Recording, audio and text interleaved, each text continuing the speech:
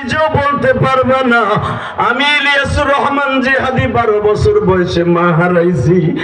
এখানে একটা মাদ্রাসা আছে বাবা, কত এতিম ছেলেরা এই মাদ্রাসায় পড়ে।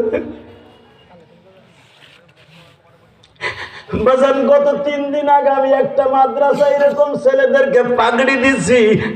একটা ছেলের মাথায় যখন পাগড়ি পরিধান করাইতে গেছি, প্রধান অতিথি সাহেব ছেলেটা দেখি পাগড়ির যে ঝুলি আছে ওই ঝোলাটুক দিয়ে চোখ মুছে।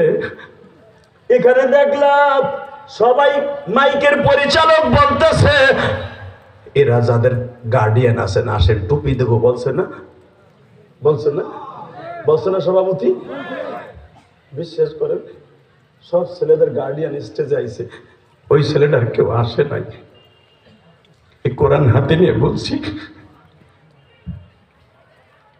আমি ইলিয়াসুর রহমান জিহাদি যে বছর মৌলানা পাশ করি, আল্লামা শামসুল হক ফরিদপুরের মাদ্রাসায় গৌহারডাঙ্গা, কারণ আপনারা জানেন আমার বাড়ি গোপালগঞ্জ।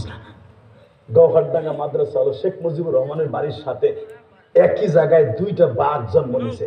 জাতীয় নেতা হিসাবে আছে বঙ্গবন্ধুর, আপনার যে যা মনে করেন করেন গা, আমার কাছে সবচেয়ে আধ্যাত্মিক বড় নেতা হলো আল্লামা শামসুল হক ফরিদপুরি। আইয়ুব খানকে বলেছিল, আইয়ুব খান টাকার দ্বারায় গরু ছাগল কিনতে পাওয়া যায়, শামসুল হককে কিনতে পাওয়া যায় না। ওই মাদ্রাসার থেকে আমি দাওরা পড়েছি তাকানে দিকে। এখন কানবেন আমি জানি না, কার মা নাই বাবা নাই।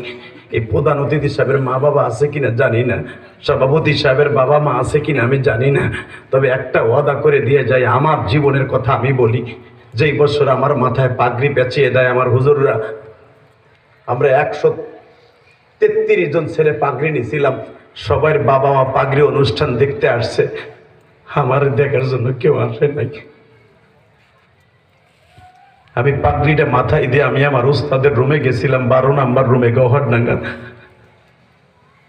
আমি কাঁদতে কাঁদতে সারাটা রাত আমি কাঁদছিলাম বাবাজি,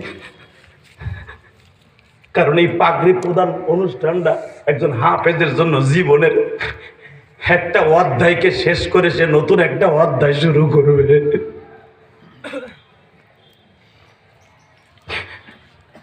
16টা বছর মাদ্রাসায় পড়ে এখন মাদ্রাসার থেকে একটা পাগড়ি নিব, সেই পাগড়িটা আমার দেখার মতো কেউ নাই। আমার সাথে